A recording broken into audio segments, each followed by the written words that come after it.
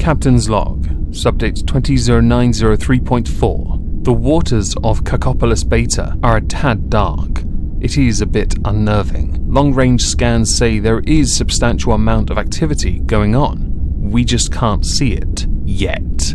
Welcome everyone to the 52nd exhibition of stupid people. Today we have 6 subjects I'd like to go through.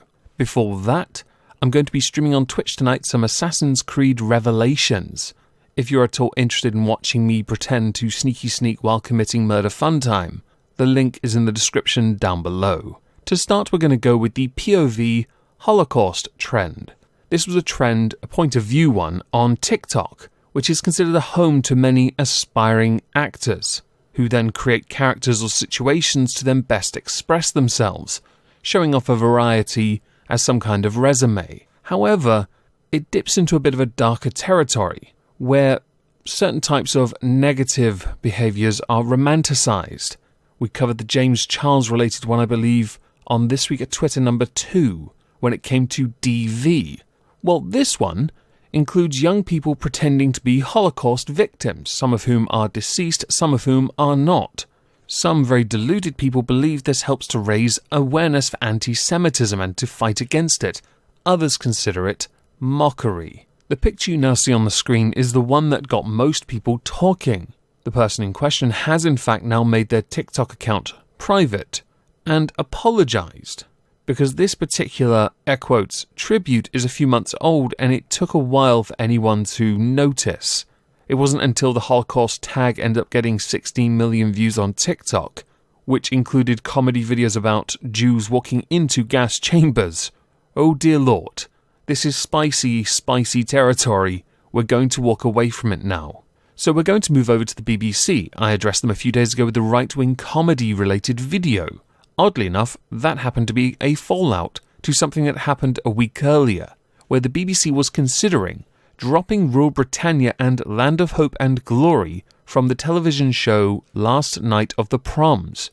This was in the wake of the BLM protesters because organisers of those protests believed there were links to colonialism and slavery within the lyrics of the songs.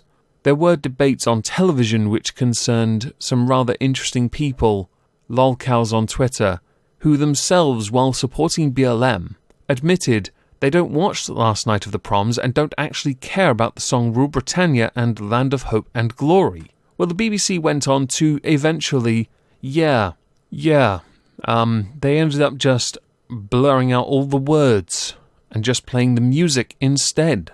Fantastic. How very grown up of you to remove the lyrics from 2 songs that are traditionally played at the end of the last night of the proms. Many MPs that are conservative and in government have rightly criticised them. However, it wasn't just conservatives. Even Sir Keir Starmer, leader of the opposition, believed it was wrong to remove these patriotic songs.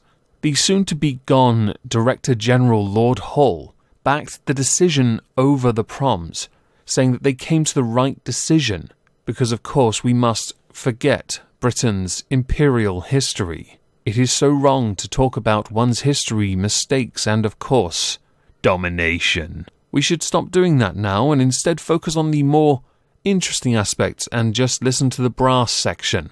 Moving on from that, I'd like to go to The Guardian, who have published a rather interesting article from Laura Bates.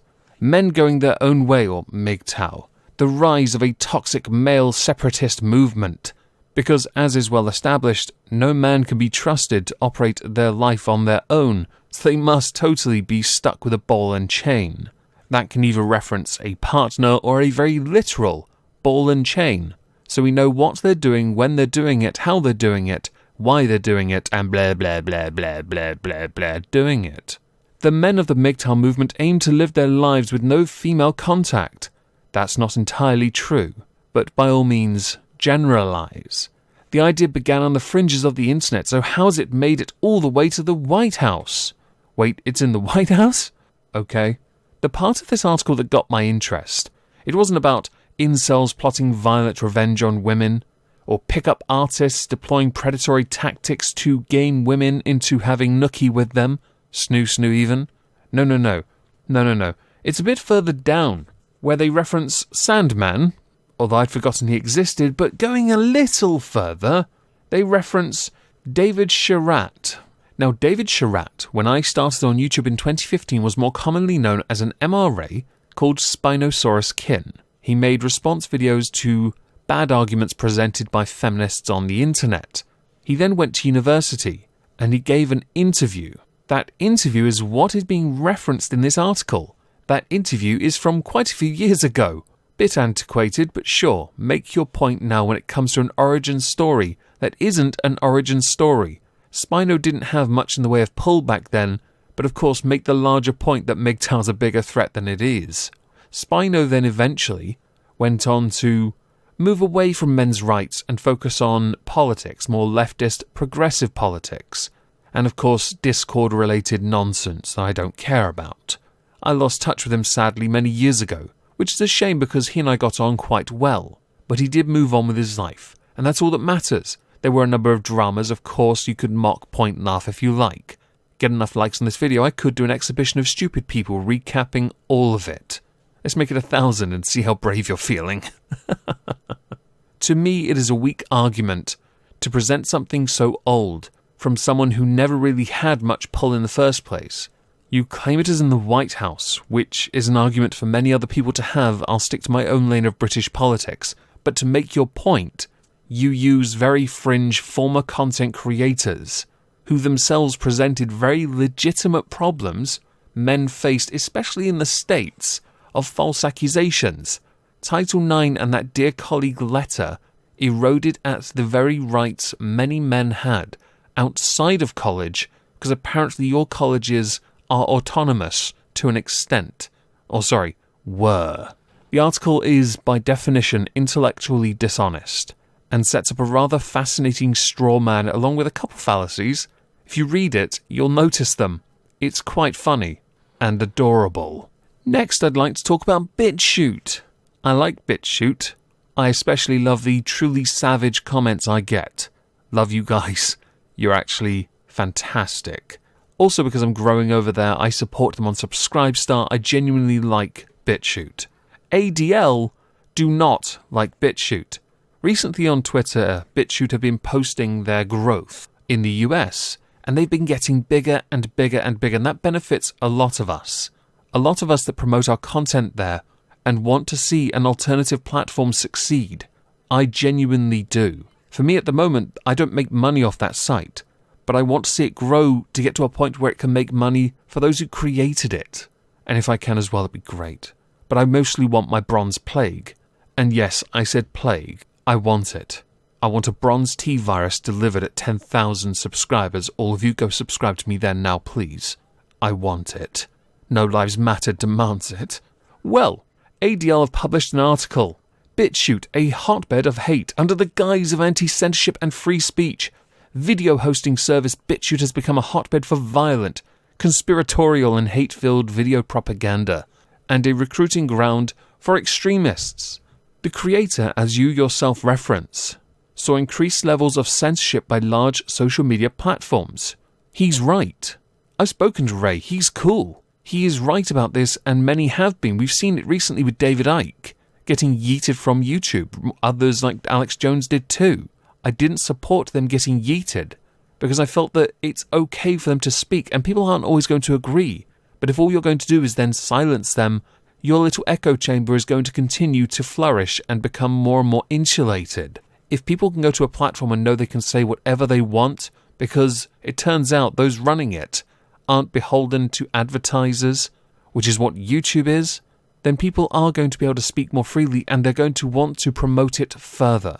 The ADL going on the attack on BitChute is understandable because they fundamentally disagree with the concept of free speech and anti-censorship, since they are in bed with YouTube. We know you are, don't try and tell us otherwise. It's understandable they're going to be threatened and feel threatened by a site that is growing as well as BitChute is. Seriously, go subscribe to me though. Our final story, which makes it 5 not 6, but I've removed one because I knew it was not advertiser friendly in the slightest, concerns Spotify. As many know, Joe Rogan has a very large monetary deal with Spotify, and he'll be leaving YouTube because of it. That is fantastic for him. Great. He has had many guests of many different political persuasions on his show on YouTube over the years. I'm now going to list some of the more controversial. Stefan Molyneux, or Mollymod Kit, Milo Yiannopoulos, Gavin McInnes, Alex Jones, Sargon of Akkad, Owen Benjamin, Michaela Peterson. These episodes are important for a reason, because on Spotify, these ones aren't being uploaded, which has led many to accuse Spotify of censorship, which it kind of is. They are, however, well within their right to choose which ones they want on their site, but because of who they're choosing not to have, even though those people will bring in views, or listens in this case, it is a case that it comes across as you're choosing people not to because they are arguably more conservative. And as arguments have been going on for years about censorship, perhaps it's time somebody finally lead by example and stop it. It's kinda pathetic. As we're done here, I would love to know what you think about what we have discussed today. So please do let me know in the comments down below. If I don't see you on Twitch for some sneaky murder fun time, no sneaky at all, because it would just be murder fun time, I hope you'll have a fantastic Thursday, and thank you all for listening.